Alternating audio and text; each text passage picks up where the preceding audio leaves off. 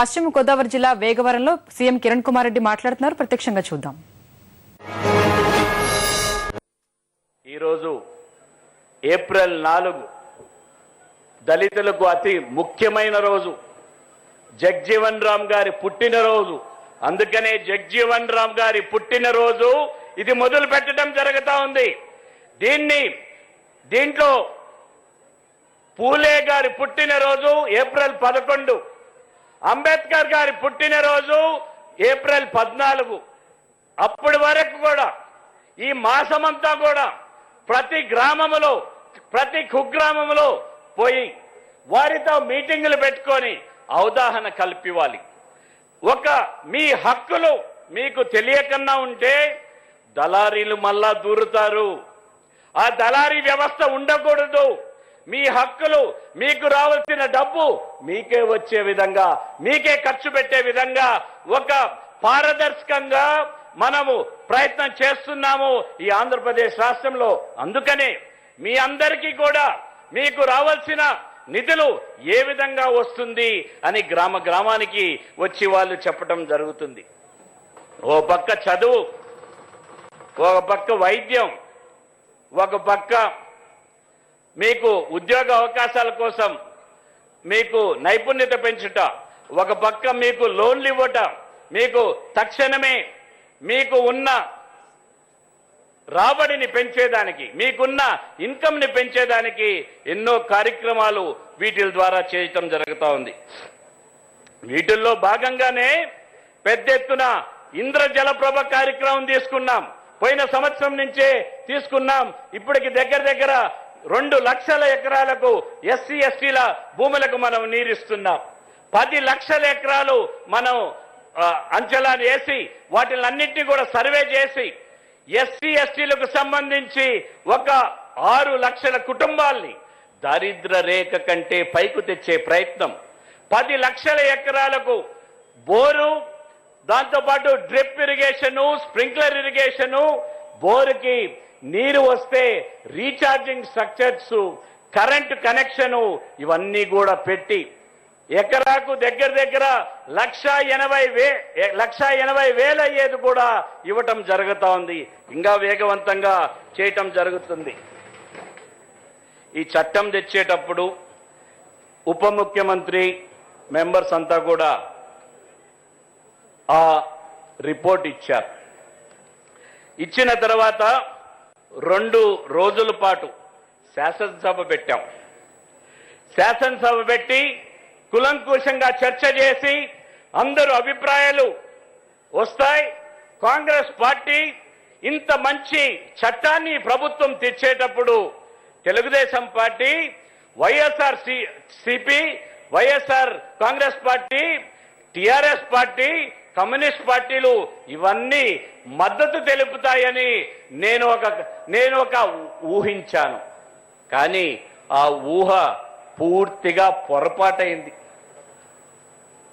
ఆ నమ్మకం నాకు రాజకీయ నాయకులపైన ఉన్నది పటాపంచలైంది. ఆయన తెలుగుదేశం నాయకుడు, నడక మిత్రుడు, ఎవరైనా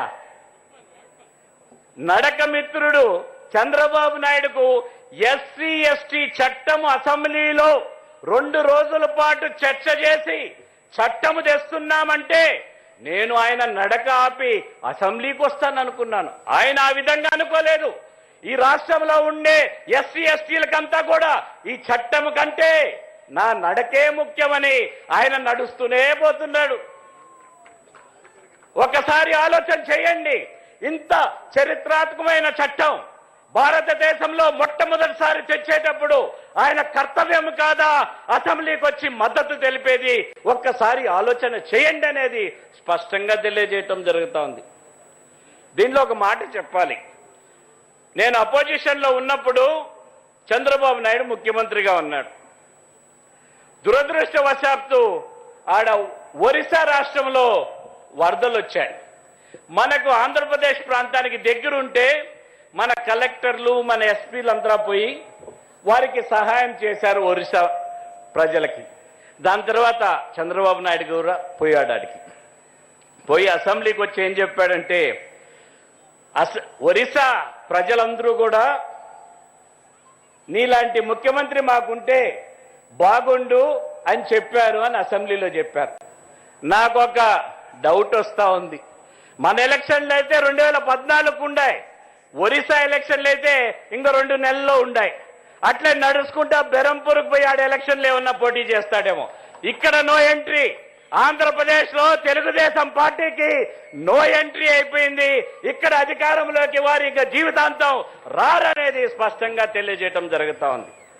పోనీ చంద్రబాబు నాయుడు ఎక్కడో నడుచుకుంటా వారి పార్టీని ఏదో ఒక విధంగా ఈ బిల్లుని ఓడించాలి, ఈ బిల్లు రాకూడదు, ఈ బిల్లు వస్తే ఎస్సీ ఎస్టీలకు మేలు జరుగుతుంది అని తెలుగుదేశం పార్టీ వారిని అడ్డుకొని ఈ బిల్లుకు వ్యతిరేకంగా రాకన్న ప్రయత్నం విశ్వ ప్రయత్నం చేశాడు.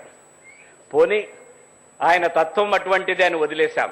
కానీ ఈ బిల్లుకు చంద్రబాబు నాయుడుతో పాటు జగన్మోహన్ రెడ్డి గారి పార్టీ అయిన వైఎస్ఆర్ కాంగ్రెస్ కూడా మద్దతు ఇచ్చి ఈ బిల్లును రానికన్నా ప్రయత్నం చేసిందంటే అది సమంజసమా? మీరు ఒక్కసారి ఆలోచన చేసుకోండి అని ఎస్సీ ఎస్టీలకు నేను అడుగుతున్నాను. ఎవరెవరు కలుస్తున్నారు? ప్రత్యేక రాష్ట్రం కావాలని కోరుతున్న టిఆర్ఎస్ పార్టీ, ఇక్కడ వైఎస్ఆర్సీపీ, తెలుగుదేశం ఇంతమంది ఈ బిల్లుకు అడ్డంగా ఉన్నారంటే, రాకన్నా ప్రయత్నం చేశారంటే ఒక్కసారి మీరు ఎంత కష్టపడి ఈ బిల్లు కాంగ్రెస్ ప్రభుత్వం శ్రీమతి సోనియా గాంధీ గారి నాయకత్వంలో తెచ్చామో ఒకసారి గమనించాలని నేను కోరుతున్నాను. మాకు రాజకీయ అవసరాలు కాదు, కేవలం అట్టడుగున ఉన్న ఎస్సీ ఎస్టీలకు మేలు చేయాలి. ఈ బిల్లు ద్వారా ఒక చట్టం తెస్తే భారతదేశంలో మొట్టమొదటి రాష్ట్రంగా మనం నిలిచాం. దీంతో పాటు దేశంలో ఇతర రాష్ట్రాలందరూ కూడా దాన్ని తెచ్చే ప్రయత్నం చేస్తున్నారు. ఇతర ముఖ్యమంత్రులందరూ కూడా అన్ని పార్టీలు వారు నాతో మాట్లాడి ఏ విధంగా తెచ్చావు, ఏ విధంగా మీ రాష్ట్రంలో బీసీలు ఒప్పుకున్నారు, ఏ విధంగా మైనారిటీస్ ఒప్పుకున్నారు, ఏ విధంగా ఓసీలు ఒప్పుకున్నారు అని అడుగుతున్నారు. మేమంతా కలిసికట్టుగా ఈ రాష్ట్రంలో అట్టడుగున ఉన్న వారికి, ఎస్సీలకు ఎస్టీలకు వారికి మేలు చేస్తున్నాం. కాబట్టి మాకు పూర్తి ధైర్యం ఉన్నది. ఎవరికి కూడా ఎస్సీ ఎస్టీలకు చేస్తున్నాం కాబట్టి బీసీలకు అన్యాయం చేయం, మైనారిటీలకు అన్యాయం చేయం. చంద్రబాబు నాయుడు గారు చెప్తారు నేను బీసీలకు చాలా ఎక్కువ చేశానని. ఒక్కసారి 9 సంవత్సరాలు ఆయన ముఖ్యమంత్రిగా ఉంటే ఆయన బీసీలకు ఖర్చు పెట్టింది 1,580 కోట్ల రూపాయలు. ఎంత? 1,580 కోట్ల రూపాయలు. ఈ సంవత్సరం బడ్జెట్లో కాంగ్రెస్ ప్రభుత్వం 4,027 కోట్ల రూపాయలు బడ్జెట్లో పెట్టాం.